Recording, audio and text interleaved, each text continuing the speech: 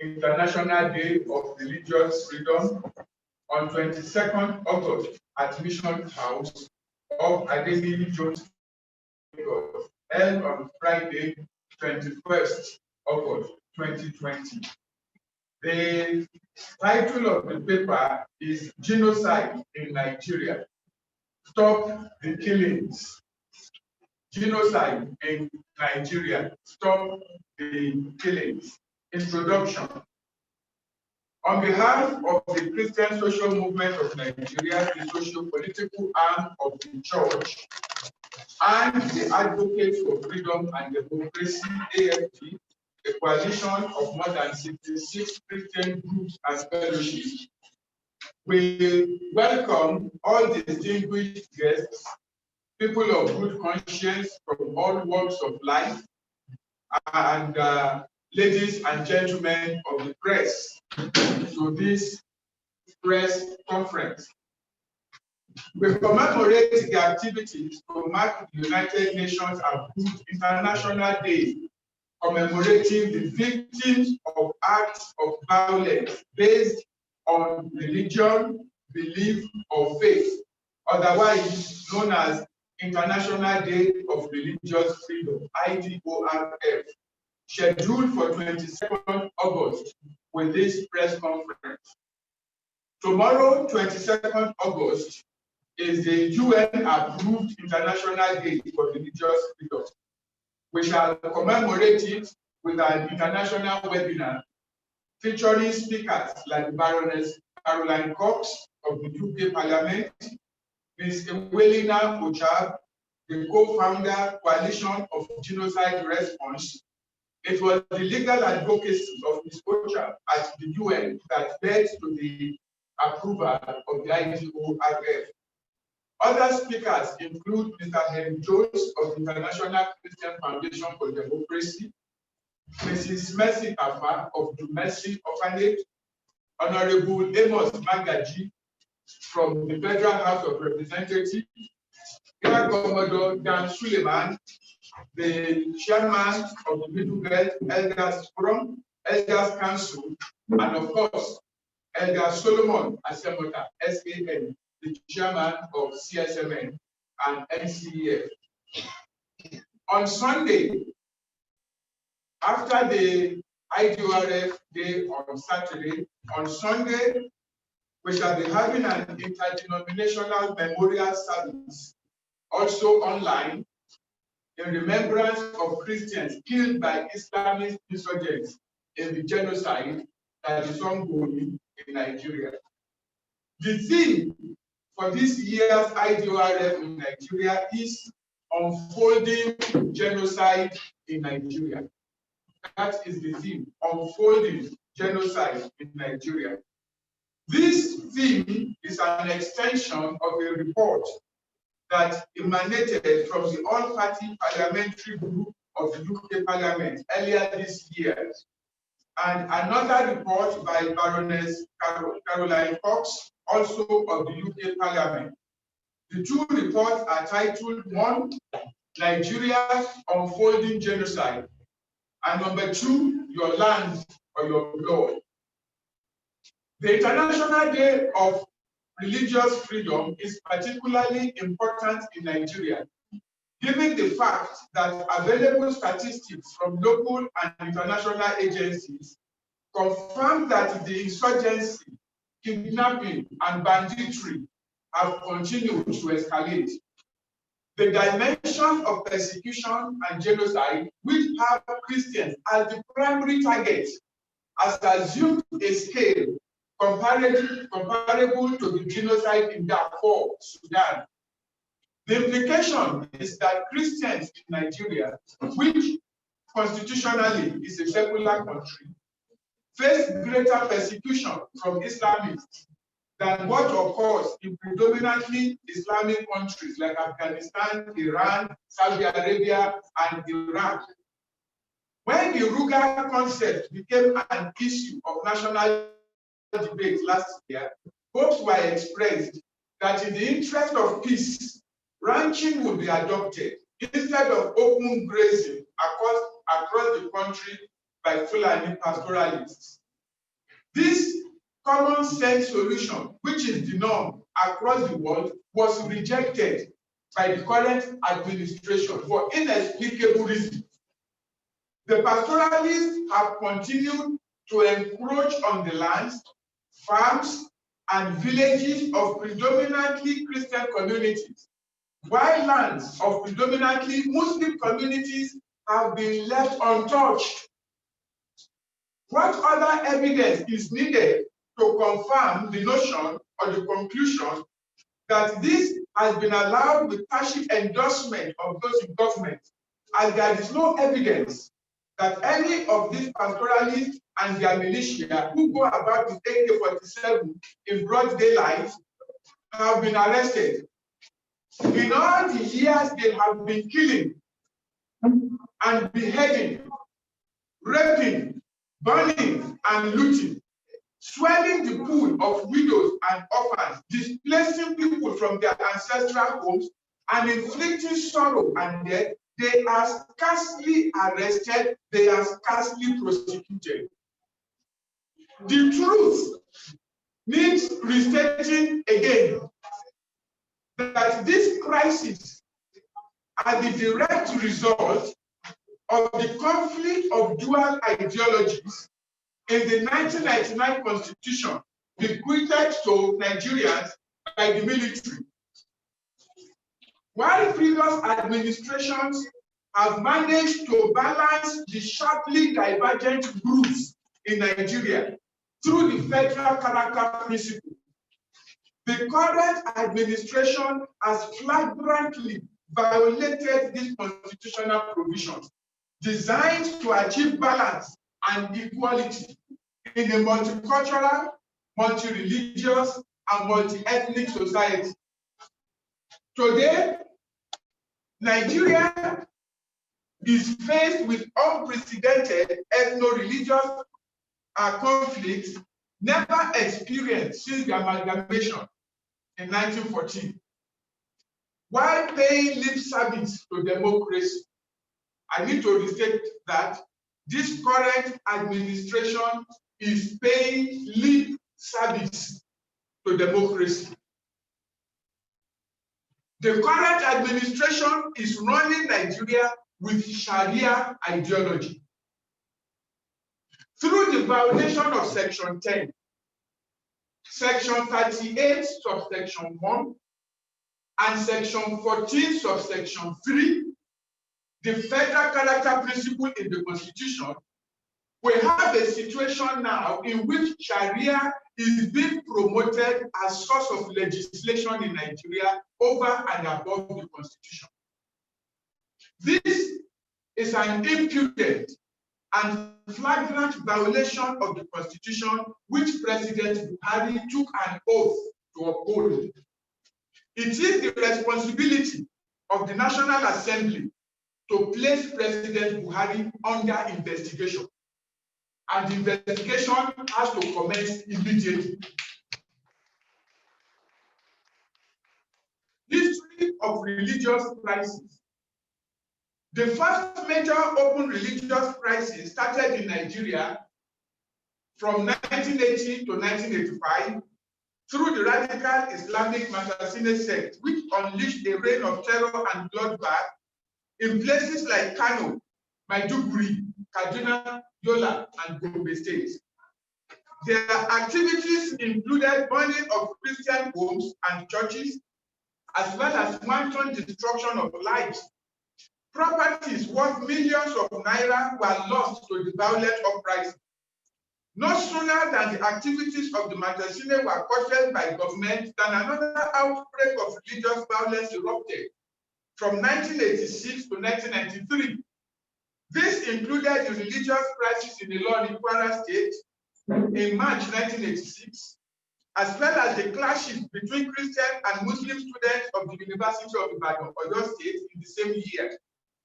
The next major unrest was the Kafanchan crisis in 1987, which had some ripple effects across the entire state, particularly in southern Kaduna.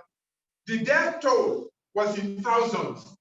In addition to massive destruction of places of worship, Christian homes, and businesses, This was followed by a repeat performance in the Ahmadu Bello University, Zaria, where almost 150 students were injured in a religious clash over the election of a Christian student as student union government president. This led to pockets of violent reactions across the city. As we entered the 1990s, the spate of religious violence continued with the outburst in Kano in 1991 by Muslim youth protesting a proposed gospel crusade by the late Reverend Rehan Bonke. Lives and properties were lost in hundreds. 3 years after this incident, the Shiite Muslim sect beheaded a Christian man named Gideon Akaluka and made a public show of it around Kano City. Then came Zangom Kataf, a town in southern Kaduna, had its own share of the bloodbath when in February and May 1992, religious uprising tore its hitherto peaceful coexistence to shreds. As usual, the death toll was in hundreds, many injured. The conflict spiraled and later spread to Kaduna and Zaria City. By 1999, there was another outbreak of religious violence in Shagamu, in Ogun State, between the Yorubas and the Hausas. The incident reverberated to Kano City, leading to another round of killings, burning of homes and places of worship by the rampaging Almajiris. About 200 people were said to have been killed in both cases and hundreds more injured. The 21st century opened in Nigeria with a religious crisis in Kaduna State in February and May 2000 over the implementation of the Sharia Muslim law in Kaduna State. The crisis claimed several lives and many others were injured, accompanied by the traditional burning of churches and wanton looting. By the following year, Kano State was in flames again, following America's airstrike against Afghanistan in October 2001. In its war against terrorism across the world, Muslims in the city took to the streets in violent protests that resulted in several losses of lives and properties. By the following month, November, a religious crisis erupted in Jos, Plateau State. Once again, Muslims in Kano picked up the fight and spread violence around the city, claiming reprisal attacks for the Jos incident.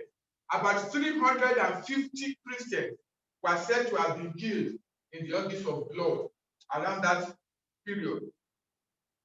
The beginning of genocide in Nigeria. The above instances may be considered as pockets of religious intolerance when compared to the large-scale war, persecution, genocide, and violence declared by combined efforts of the Boko Haram, Fulani militia, and the bandits, so-called bandit kidnappers, that later joined the fray till the present day. For the past 11 years, we are not talking 11 days, 11 weeks, or 11 months. For the past 11 years, since 2009, Boko Haram has been murdering Christians in Nigeria. An incident worthy of mention. An international organization produced a report that Boko Haram killed 30,000 Nigerian citizens. The former governor of Borno State, Kashim Shettima, when he heard the report, said that is absolute rubbish. That the report is completely false. That is the governor of Borno State. Boko Haram has killed well in excess of 100,000 people. Most of the victims were Christians from southern Borno. Now we look at Boko Haram. Boko Haram is a radical Islamic group which in 2012 was ranked by the US as the third most deadly terrorist organization the world over. As of today, Boko Haram is #1. We believe that by now, and it is a statement of fact, it has assumed the undoubted first position on the ladder of global terrorism. Going by its original and real name, Jama'atu al-Sunnah lil Dawa al-Jihad, often translated as Association of the People of the Sunnah for Preaching and Jihad, or people committed to the Prophet's teaching for propagation and jihad, the Boko Haram sect has as its mission the establishment of an Islamic state through the full implementation of the Sharia law throughout the Republic of Nigeria. The corresponding part of the vision, therefore, is the elimination of Christians and Christianity in Nigeria. Little wonder its activities have largely focused on the destruction of Christians and churches. In 2012, in a video which was widely circulated, Abubakar Shekau said, and I quote, "This war is not political, it is religious. It is between Muslims and unbelievers, and it will stop when Islamic religion is the determinant in governance in Nigeria, or in the alternative, when all the fighters are annihilated and no one is left to continue the fight." I want all Muslims at this juncture that any Muslim who assists an unbeliever in this war should consider himself dead, unquote. Between 2009 and 2019, the number of Christians killed by Boko Haram directly and indirectly through subterfuge across Nigeria has assumed a genocidal proportion. The figure, a conservative estimate, is 25,000, but we take the word of the former governor Kashim for it, Shetima. It is in excess of 100,000. A breakdown of this figure shows the systematic murders over the years, according to the Genocide Watch, an online genocide watchdog. Boko Haram has made, in quotes, Nigeria a killing field of defenseless Christians. It is said that between 11,000 and 12,000 Christians have been massacred since June 2015 to 2019. The second militia, the Fulani militia. The Fulani militia that goes by the wrong labeling of headsmen by the government and its security apparatus has also come to occupy a place of dominance, a place of prominence in the genocide going on in Nigeria. Their menace started in 2011, and by 2015, they have carved a name for themselves across Nigeria as serial murderers. For a long time, they deceived Nigerians and international community by hiding their true identity under the headsman toga, while their diabolical activities were explained away as mere conflicts between farming communities and Fulani pastoralists.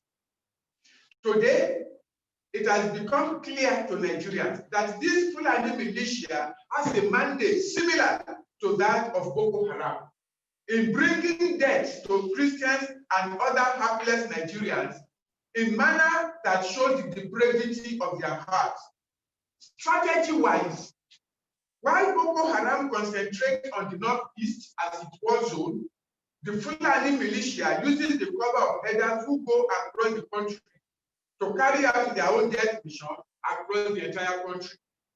They have continually invaded and sacked communities, raped women and young girls in the farms, and mercilessly killed both young and old people. A few years back, the US ranked them as the fourth most deadly terrorist group in the world. No doubt, they would have climbed higher by now. A report by the Global Terrorism Index in 2019 also stated clearly that there were 2,040 Christians murdered by the radicalized Fulani militants in Nigeria in 2018 alone. In its own report on the ongoing killings, the Nigerian human rights NGO Inter-Society stated that 2,400 Christians were murdered by jihadist Fulani militia in 2018, and between 1,000 and 1,200 Christian deaths in 2019. It is on record that the total number of Christians murdered by the Fulani militias from 2015 to 2019 stands at 10,475. Fulani militants have wiped out whole Christian villages in Plateau, Southern Kaduna, Adamawa, Taraba, and Benue states. It is noteworthy that they always left Muslim populated villages untouched. They don't touch Muslim communities, except where instances in which the Imam refused to support them. In January and February this year alone, Fulani militias murdered 350 Christians. Their killings continued in March up till April, where more than 50 Christians were victims. Fulani militants killed 10 Christians in the first 2 days of April 2020, and it has continued that way on a daily basis, even as we speak.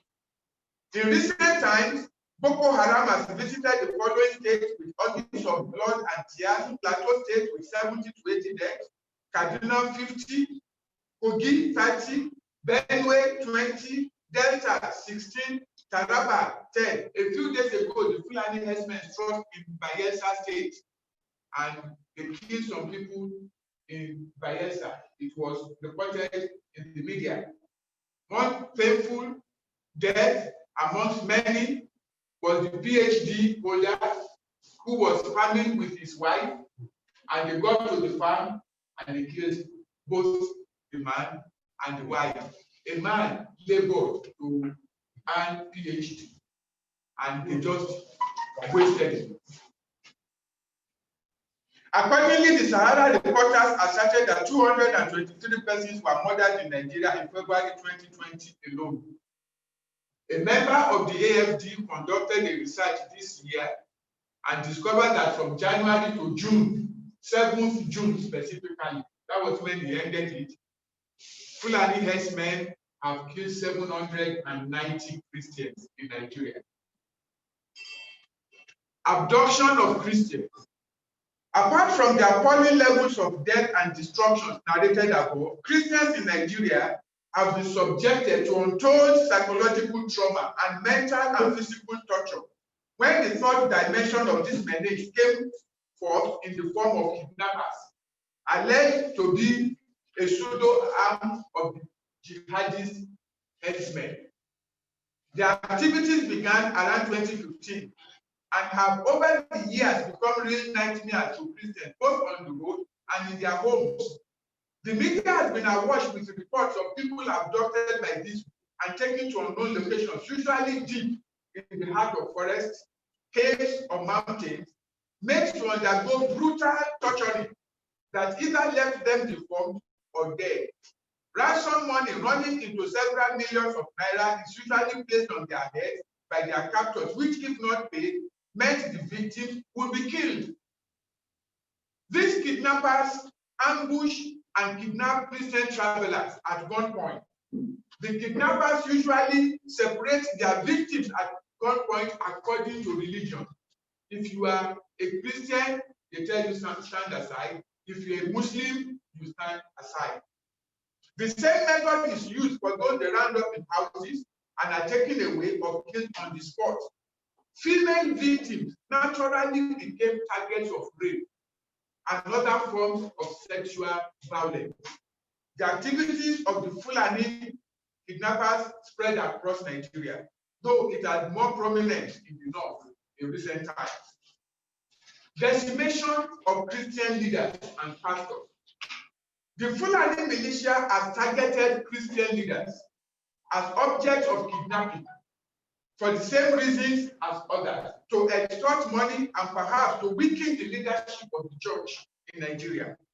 It is reported that not less than 20 clergymen, including at least 8 Catholic priests or seminarians, were murdered from 2015 to 2019, and at least 50 were kidnapped. We are of the view that there is a calculated genocide against Christian leaders by these terrorist groups. We call on the international community to investigate this and establish a case of genocide against the Fulani militia. The following list of deaths and abduction of church leaders may be considered. Among the slain priests are Reverend Father Clement Ugu, abducted and killed on 14th March 2019. Reverend Father Paul Ofu, abducted and killed on 4th August 2019. Reverend Fathers Joseph Gore and Felix Tolaha, killed by jihadist X-Men at St. Ignatius Kwasi Parish, Umbo Mbalong in Benue State on 24th April 2018. Among the newest victims of killings targeted at Christian leaders are Reverend Pastor Lawan Andimi and Reverend Pastor Dennis Bagawi, all top officials of the Christian Association of Nigeria in Adamawa State. Other abducted priests or clergymen include Catholic priests, Fathers Jim Eziokana and Chukwuemeka, abducted while returning from Nusuka to Onitsha and Nnewi when they were attacked by jihadist Fulani herdsmen in September 2016 along Ngolo Bunimbo Road in Enugu State. One of them later died. On the same Monday, 26 September 2016, the Vicentian Igbo priest was also kidnapped with his brother along Abuja-Lokoja Expressway. 5 pastors of the Redeemed Christian Church of God, led by Pastor Deboye, all Igbo citizens, were abducted on Friday, 2nd August 2019, but later freed. The 5 Igbo pastors are Deaconess Ibelego Chidima, Pastor Chidozie Eluwa, Pastor Chiemela Iroha, Pastor Okoro Ogoge, and Pastor Ndubusi Ogwabwezi. 5 of them. In December 2018, 2 Catholic priests were abducted by suspected jihadist Fulani herdsmen. The 2 priests were of St. Teresa's Catholic Church, Mwezi, in Anambra West Local Government Area of Anambra State. We are taking great pains to mention the name, to mention the date, to mention the location, so that if anybody wants to say it is not true, we tell you the name of the victim, the date, and the location. Multiplication of Christian IDP camps. The Boko Haram onslaught on Nigerians, originally in Maiduguri, brought about the introduction of a phenomenon into our society, which is called IDP camps. It is now becoming a permanent fixture in our communities. The sect displaced several communities in Borno State, where the people fled for their lives, and assailants took over their villages and occupied them by force of arms. There is a news report that 58 villages in Plateau State have been taken over by Fulani, and they have renamed the villages. All the original occupants, the indigenous who own the land, have all been driven out. It's not like you can Google it. The site displays several communities in Borno State where the people fled for their lives, and the assailants took over their villages and occupied them by force of arms. Today, there are estimated 5 million Christians who were displaced from their homes, living in subhuman conditions in IDP camps in Plateau, Southern Kaduna, Gombe, Borno, Adamawa, Taraba, Benue, Kogi, Nasarawa, and even in Bengal State, in Edo State, sorry, now the current Edo State. According to a research by Ann Mulder in 2014, he said, counting one after the other, as of December 2014, over 13,000 churches, Christian places of worship, have been destroyed, abandoned, demolished, vacated in northern Nigeria. Over 13,000 as of 2014. If anybody is interested, I have the research report. I can release it. The silence of the government, a case of complicity. Nigerians at large and the international community continues to watch with utter dismay the deafening silence which the federal government of Nigeria has continued to maintain in the face of deteriorating insecurity, the reign of terror and impunity in the land. Since 2018, a combination of Boko Haram and Islamic State, West African province, ISWAP, has literally transformed Nigeria into a war zone. By 2018, the Fulani militia literally held Plateau, Adamawa, Taraba, Nasarawa, and Benue states to ransom. They have committed acts of genocide in some of these states. Yet, the government has failed to take decisive steps to halt the bloodshed, nor call the Fulani militia umbrella organization, the ATLR, by its true name, a terrorist organization. These agents of death brought about the landscape of Nigeria unhindered.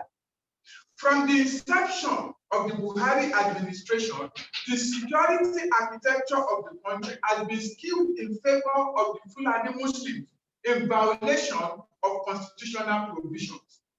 The present leadership of the country's security establishment has an 85 to 15 Muslim-Christian ratio in favor of the Muslims in appointments to head security units in Nigeria.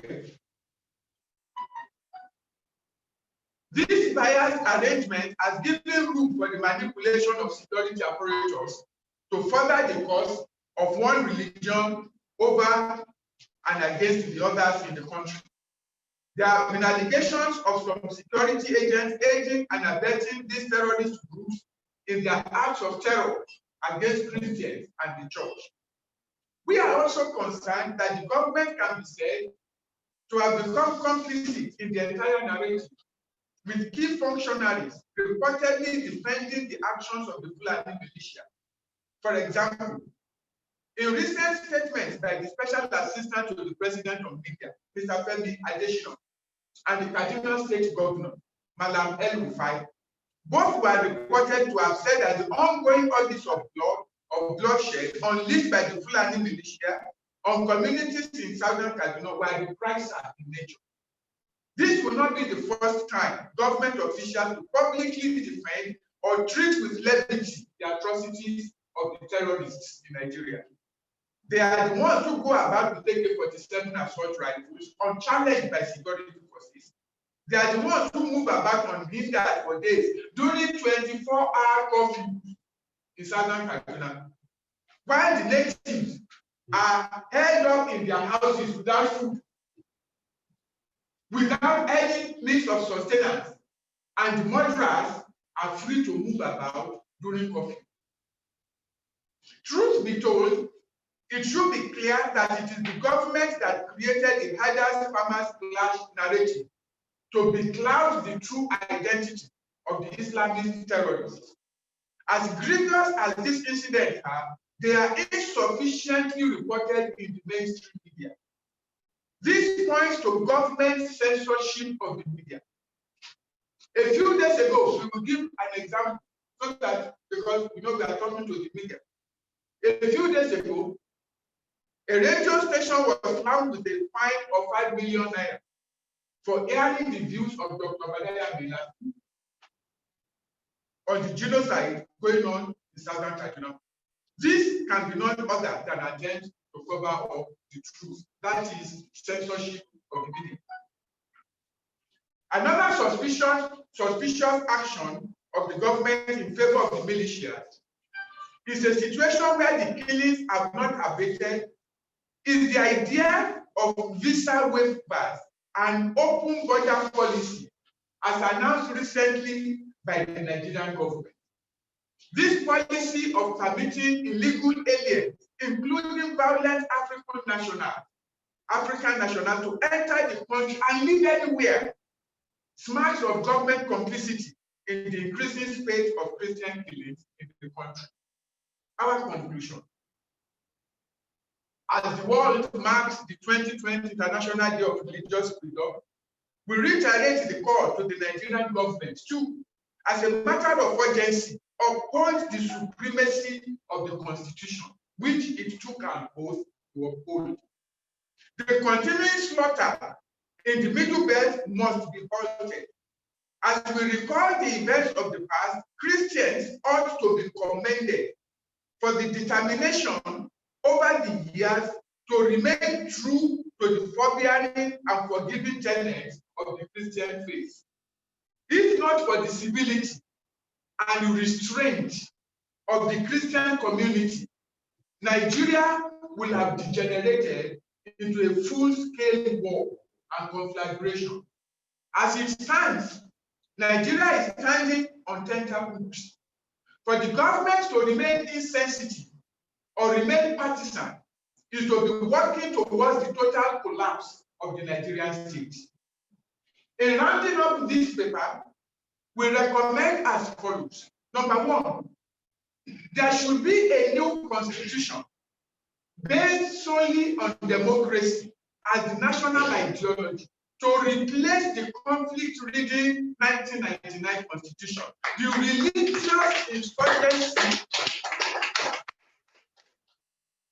religious insurgency in Nigeria has basis in the constitution.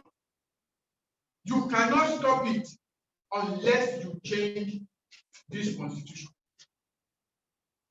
Number two, Nigeria should return to true federalism and abolish the current unitary system, which concentrates power and security in the center to the detriment of the federating units.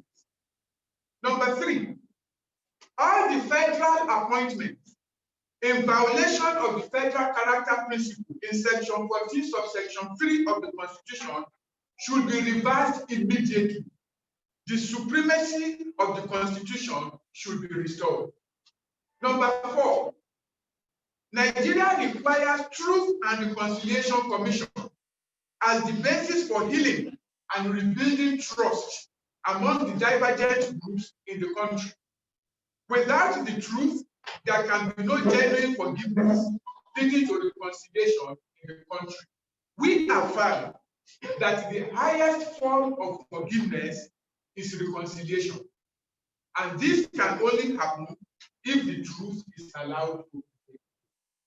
Number five, the National Assembly should commence immediate investigation of the executive arm of government for the shoddy handling of security in the country. Section 14, subsection 2b of the Constitution states as follows: the security and welfare of the people shall be the primary purpose of government. Unquote. A government that cannot provide security has lost legitimacy. The National Assembly, as representative of the people, should perform its constitutional oversight. God bless you. Thank you for your attention. God bless Nigeria.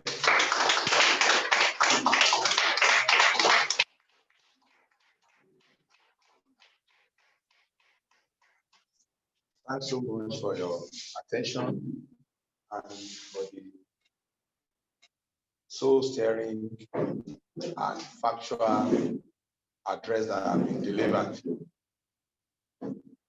Only honest people will admit the veracity of the context. So I'm sure there will be one or two people that may have some questions to ask.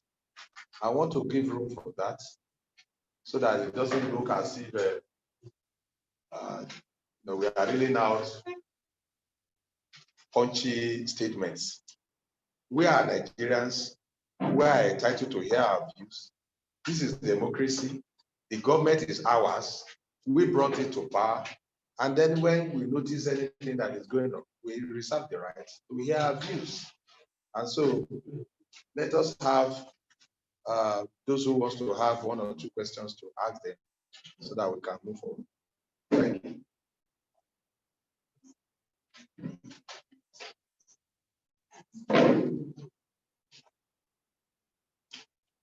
Question, anybody?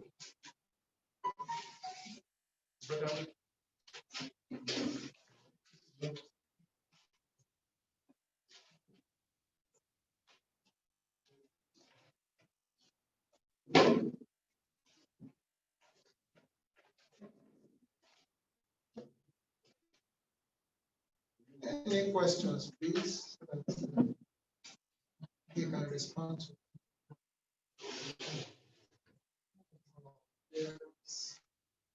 Okay, am I wanted to? Thank you very much. Thank you. Thank you very much.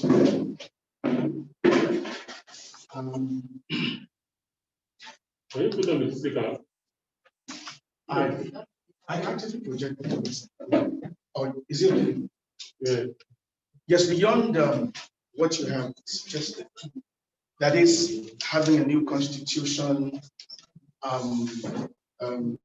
restructured Nigeria, and budget. Is there any other form of affirmative action that you want to embark? For example, some have said that some socio-political groups have said there should be a boycott of elections. That's just one suggestion. Others thinking of other things that they can do, to stall, because they have concluded that what you're going to have to 2023 is going to be a charade. So why waste time and energy and go through the motions? Once again, is there any other affirmative action? In other words, you want to tell your followers not to be a part of any election that is sure to be a charade. Thank you very much. I'm sure my own voice, I'm using my full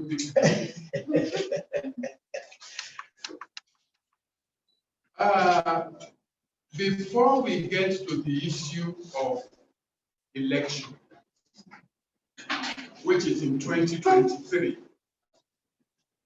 there is the need for immediate actions to be taken now, or else at this rate, there will be no 2023 for Nigeria. What we will have suggested and what we believe should be done right now is for Christian groups, Christian communities to commence on wide-scale litigation, locally and internationally. Christian communities should commence on class action against the government, and in particular against the identified leaders of Islam. Because somebody has to accept responsibility for Islam in Nigeria. Everything that is being done, whether the moderate Muslims say they approve or not, the fact remains it is done in the name of Islam. And Islam has leaders. And the leaders are in a position to call their followers to order. So if the leaders are not calling their followers to order, then the leaders should be sued for criminal negligence.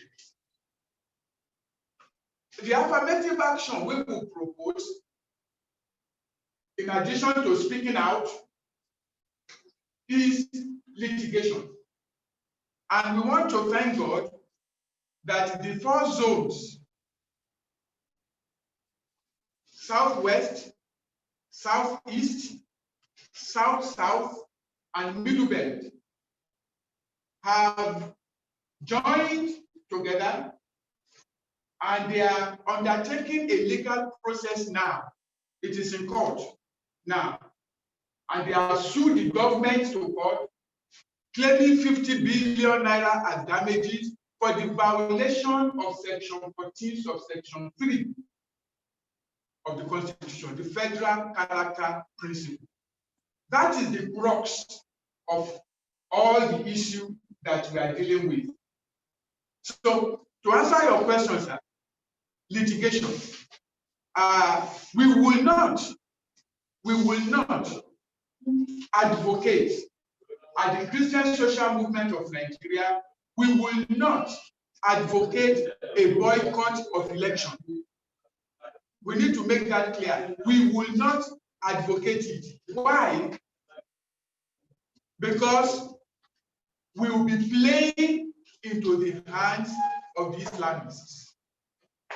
They don't want election. They don't want it. Islamism does not believe in democracy, and it does not want an election. As a matter of fact, they will try as much as possible to ferment a crisis situation in which they will say it is not safe to have election. Therefore, election should be postponed, and Buhari sits down there. So those who are saying there will be no election need to be circumspect. Boycotting election is not the answer. The solution is to, between now and 2023, prevail on the National Assembly. Let each community agree that our representative in the National Assembly must stop playing politics with our lives. Go there and do the work that we elected you to do. Investigate this president. Investigate this president. If we can get the National Assembly to become responsible, the problem will be solved. But if we are not able to, then let litigation commence locally and internationally, at the ICJ, at the ICC, at the European Court, at the ECOWAS Court. Let litigation and let this issue get thrown up that the international community will now have to come in and say, listen, you people are making too much noise here. We have to solve this problem. Yes, go.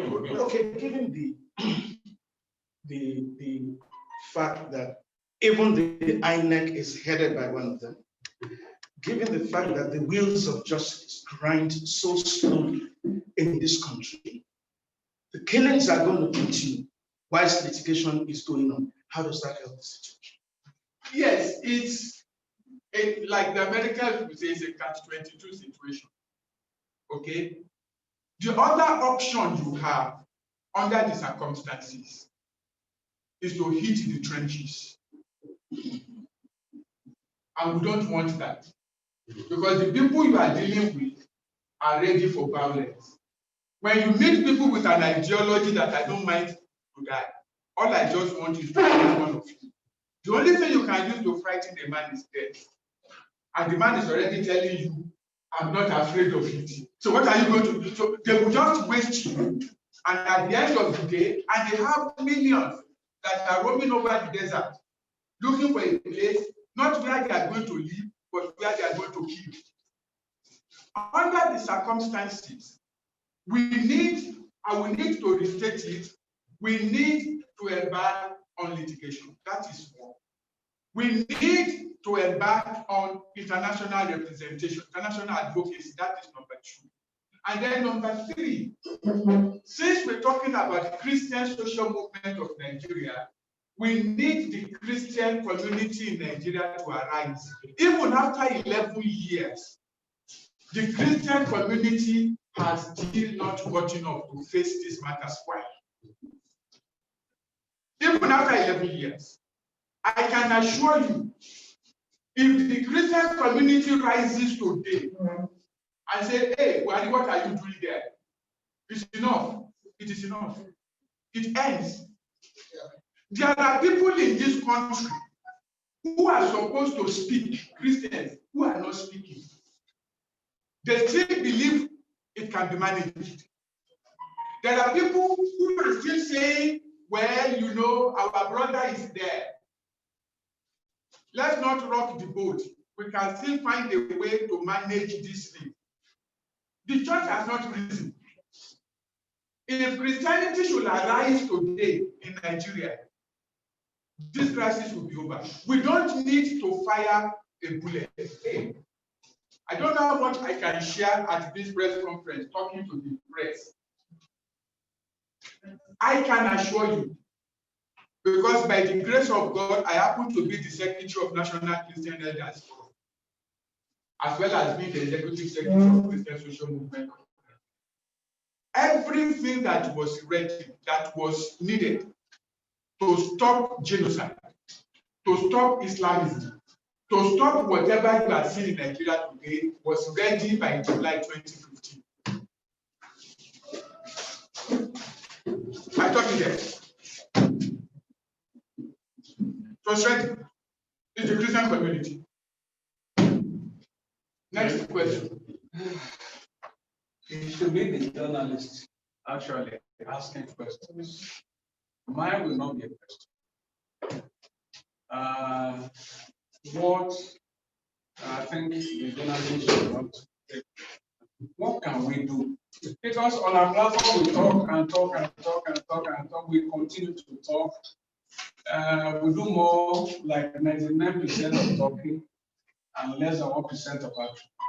Because actually, there are certain things, that's what we call passive resistance. You just resist. You are not there on the trenches fighting, but there are certain actions you will take that will make the powers that be, those who are in authority who wanted us all dead, that will stop them. Okay? For instance, well, they were on the trenches in Egypt. Even it's Islam against Islam. The people went, they sat at the state capital. They were not fighting. They just sat down there and they brought down that government. You see, this, you said it in your message that the current government is complicit. And I think that's the right word. They know what they're doing. They disarm people with knives and cutlasses in their house. And they allow people with AK-47 to roam the streets and begin to kill people. And when they kill people, it is after those who are the killers and escaped that you see security men coming to arrest vigilante men and women who are carrying just knives and whatever. So what can we do in concrete terms? This should be addressed to those of us who are members of the Christian Social Movement of Nigeria. We really need to sit down and do more of actioning, planning and actioning our plans. We can go into passive, like I said, passive resistance. We can decide to take passive actions that will send signals to this. Because look, when you look at, until recently, until 2014, I never knew there were Christians in Borno State. I knew that of Adamawa and Taraba and southern part of Bauchi. But I never knew we had so much. The population of Christians, and they have clearly wiped them out. They are killing on a daily basis. As we are seated here, they are still killing. So I think we should take more action. Thank you.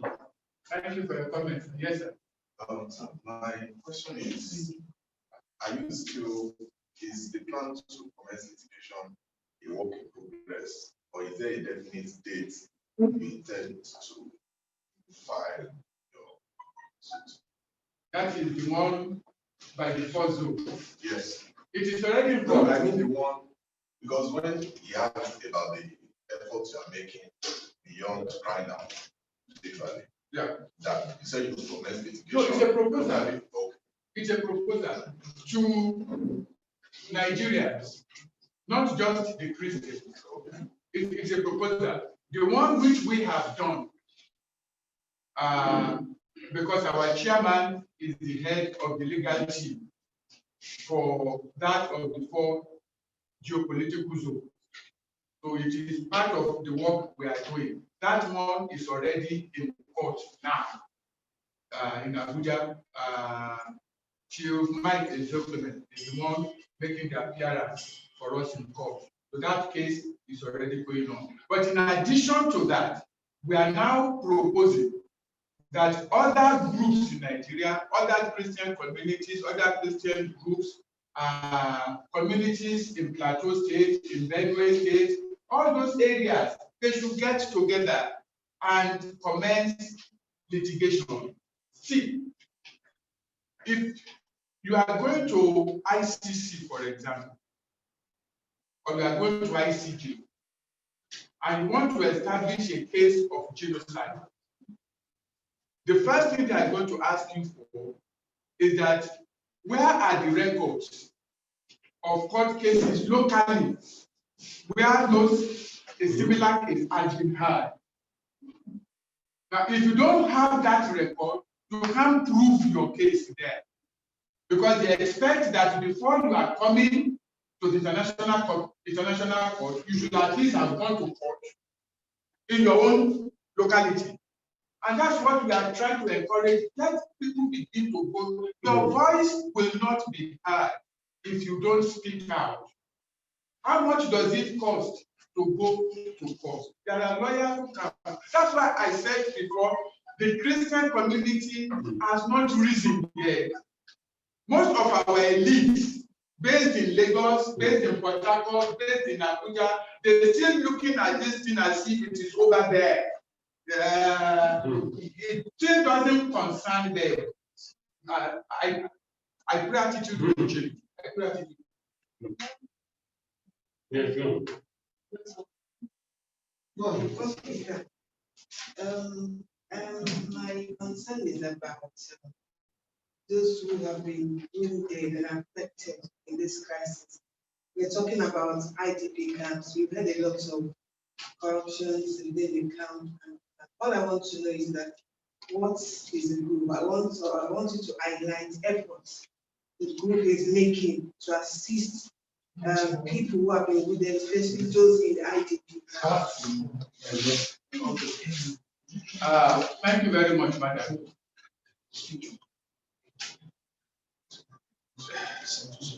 The question you have asked is so big that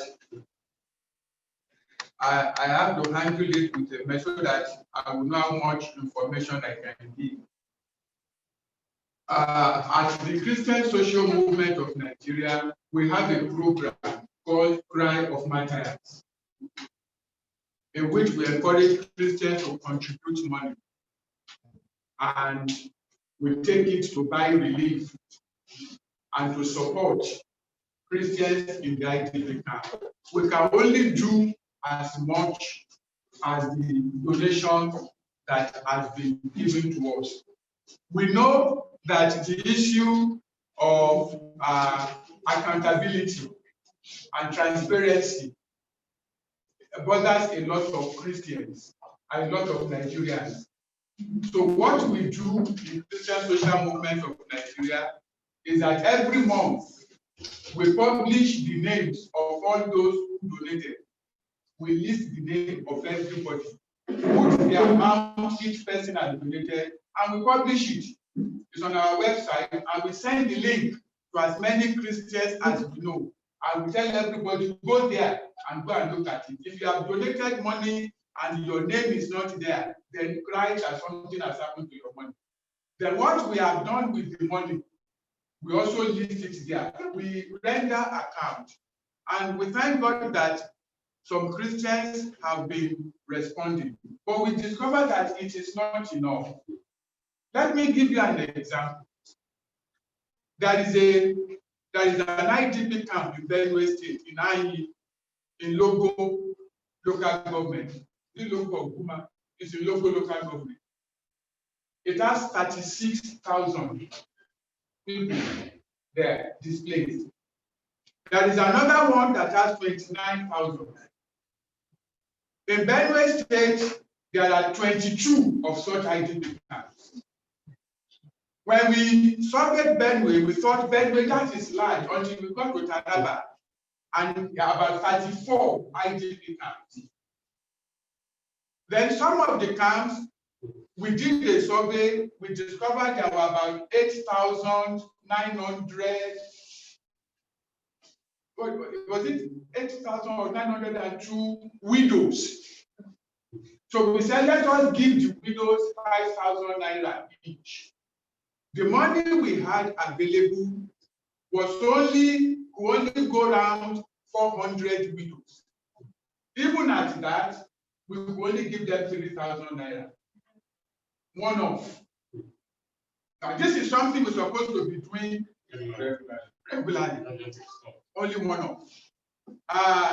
Last week on Sunday, we provided some money to buy food for IDPs in Kala, in Kajuru. Now, Kaduna State is a peculiar state. While the terrorists, they strike in other states, the governor, the state government allow IDP camps for the victims to regroup and receive help. Kaduna State does not approve IDP camps. So as they are scattered, as they are driven from their home, they have nowhere to go.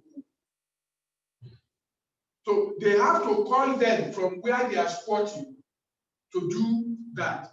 As we were doing that in Kajuru, we were also releasing money in Zonkwa to pay medical bills for some of the victims who could not pay.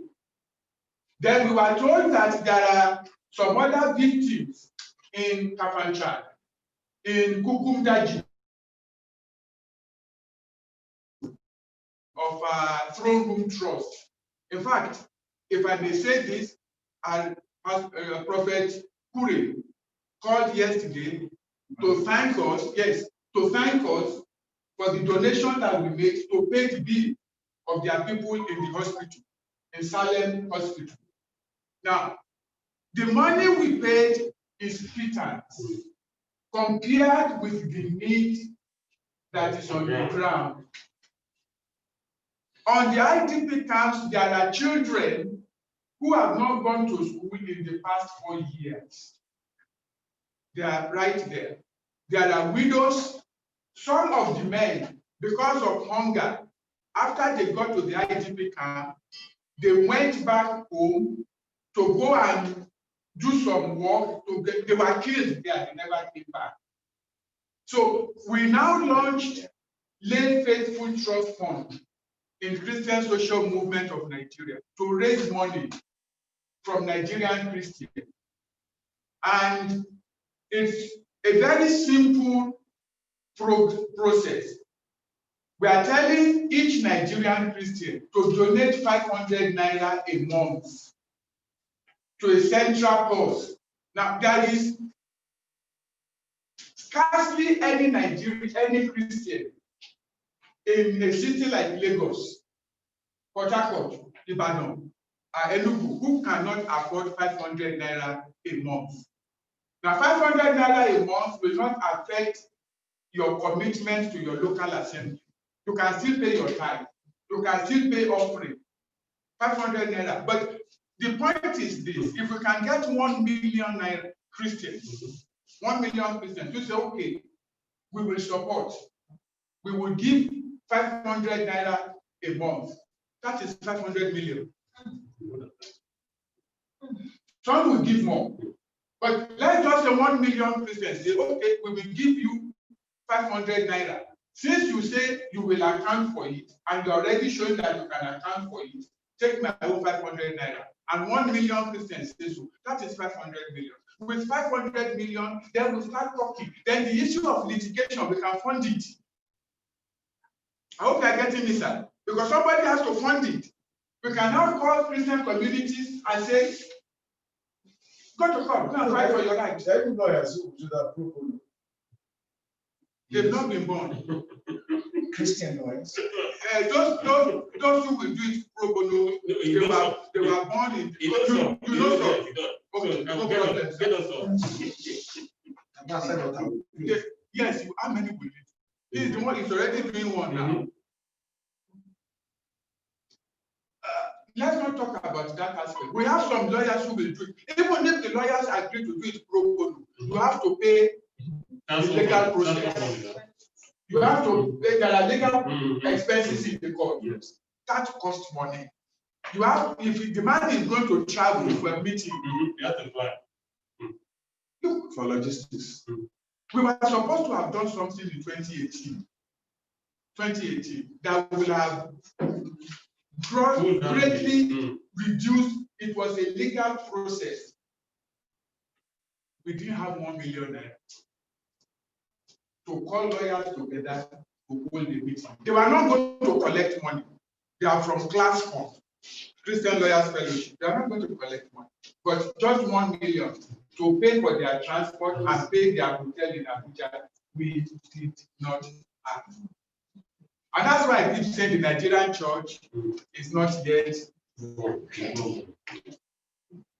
So, man, if the press can help us and join us to publicize the Late Grateful Trust Fund, we get the information across to Christians, then we are able to offer meaningful help.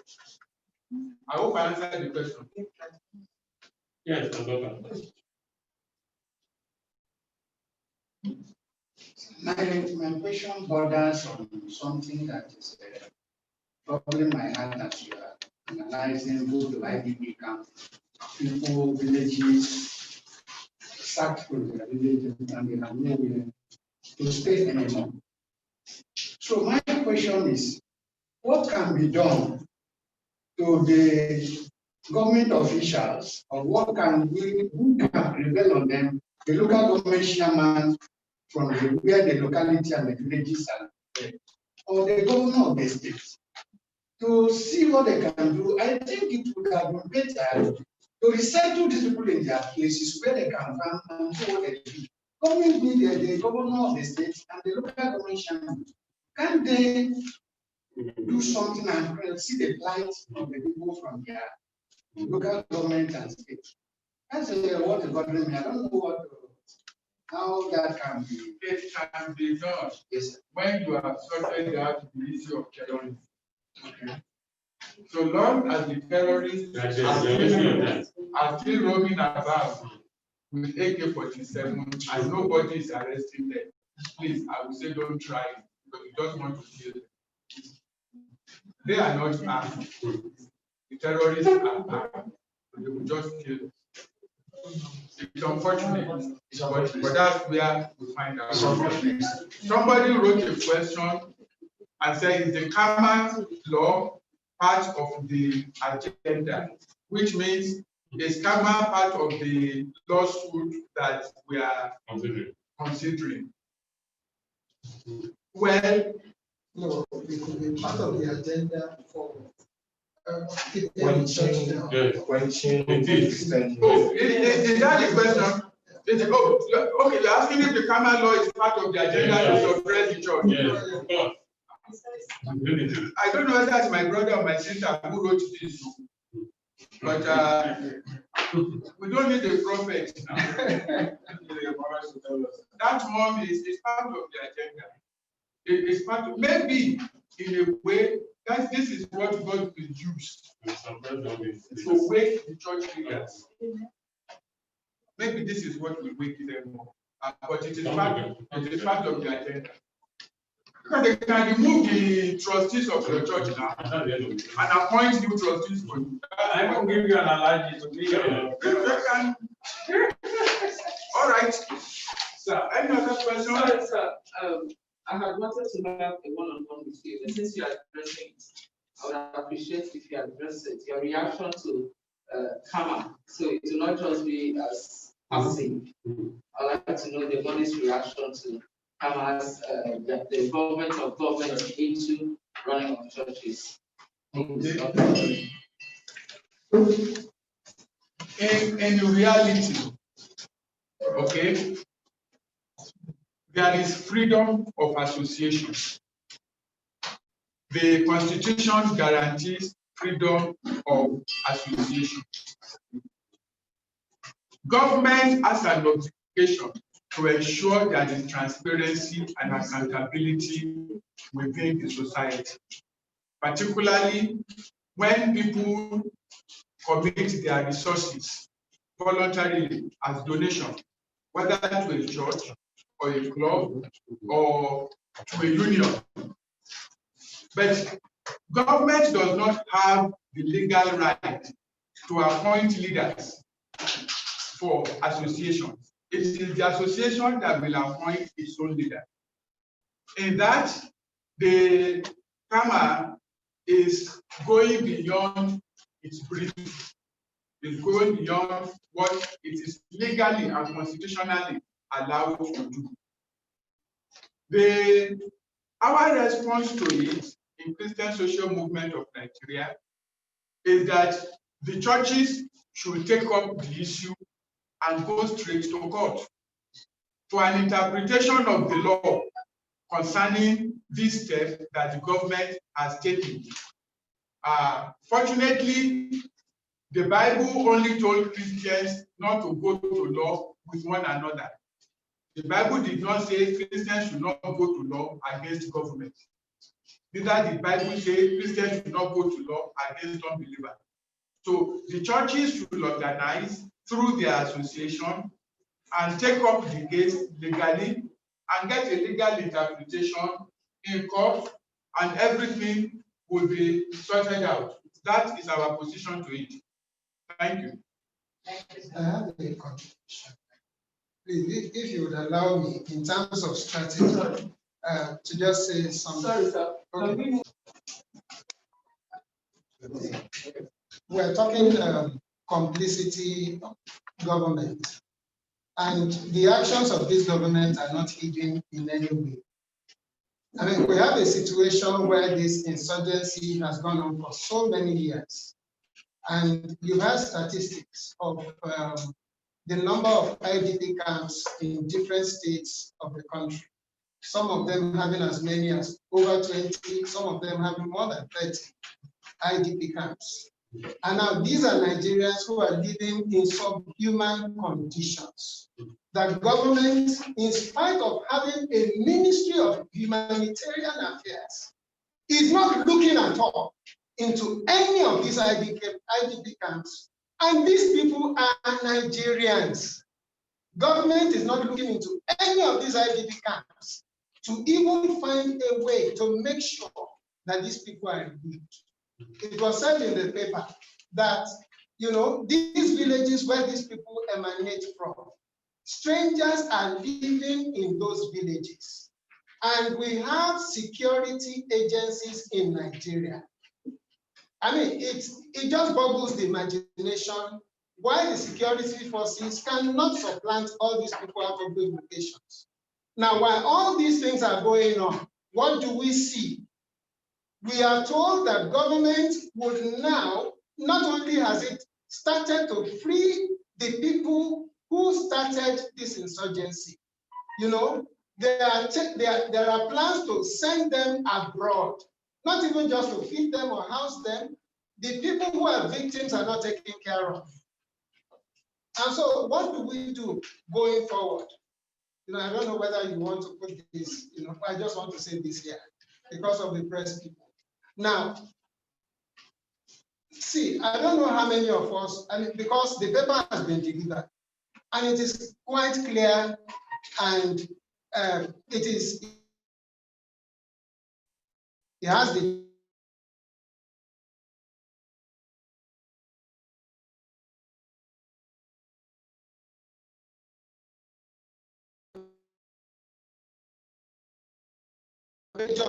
is to promote and uphold the truth. The sanctity of the truth is important. And what I want to say is that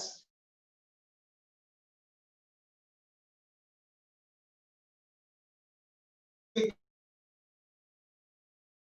can a strategy whereby the press, maybe from now, begins to work with CSMN and the people who are forward-looking in the matters that have to do with this insurgency. Now, what we can do is that if we're able to get names of the journalists here, you know that all that it needs for the nation to wake up, all that it needs for Christians to wake up is just to have a catchy headline. And there are catchy headlines that can come from. How can we generate this? I want to suggest that if you don't mind, if we are concerned sufficiently about these issues, please let us arrange interviews, for instance, where many of these things can be talked about. We know that journalists may not on their own, generate information and then begin to publish. But if you have somebody who is willing to speak, we have the chairman of National Christian Elders Forum, he is willing to speak. And I'm sure that if we can get a forum, where we can talk with these kind of people, the kind of headlines that you need to sell your obligations, these are things that can come from all of this. Not only will we be advancing the cause of equality and freedom in Nigeria, we'll be doing ourselves a favor, because 2 years down the line, God helping us, if Nigeria continues at this rate, I do not know, nobody can predict what will happen in this country. So I am proposing a synergy, because we're talking about what do we do going forward. And I think that the press has a major role, because one thing that will be published or said on air, it goes to millions simultaneously. And if somebody is shouting or you are doing your one-man march in Ikeja here, how many people will see you? So I want to just suggest that going forward, that the press make themselves partners in progress, in this battle for Nigeria. And God bless us all. I'm sure you're ready for it. If you have to speak about someone, please.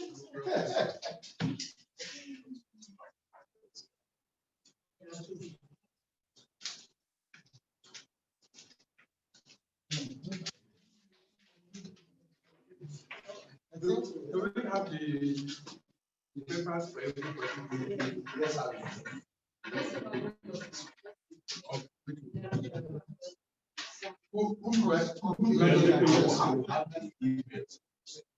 Yes, if I receive the email addressing to me, Since we need the soft copy of the address. And please, if when you write the email, I beg, please write it alphabet and each letter clearly, so that one doesn't make a mistake in typing it out. One slight error, the email doesn't go. So please let me write your email clearly. Why be together, please? Okay. It's not working. Just use your voice. If you have not collected the fact of this document, please simplify so that we can get the fact. Let's pray. Let's pray. Father, in the name of Jesus, we appreciate you for the grace you have given us together to observe this year's religious day of freedom.